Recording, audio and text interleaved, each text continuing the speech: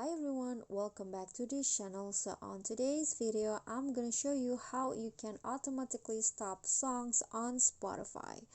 So here I've already on my Spotify, and let's say that you play your favorite playlist on Spotify maybe before you go to sleep, but you don't want your battery running out, so you don't want the songs to play until the morning and find that your phone is dead. So here you can actually put a timer to stop the songs automatically. So first, what you need to do is, let's say that I play this song, so what you need to do is click on the three dots icon at the top and find there is a sleep timer option. So just click on that options, and in here you can choose the timer on your own. There are a few options: 5 minutes, 10, 15, 30, 45, 1 hour, and end of track. So if you want to just play one song, just click on end of track.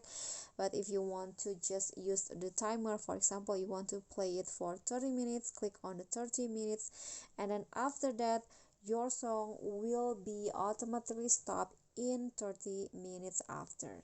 Okay guys, so that's the tutorial for me. Thank you guys so much for watching. If you like this content, please click the thanks below, click on the thumbs up icon, leave a comment, and subscribe to our channel. See you at the following tutorial. Bye.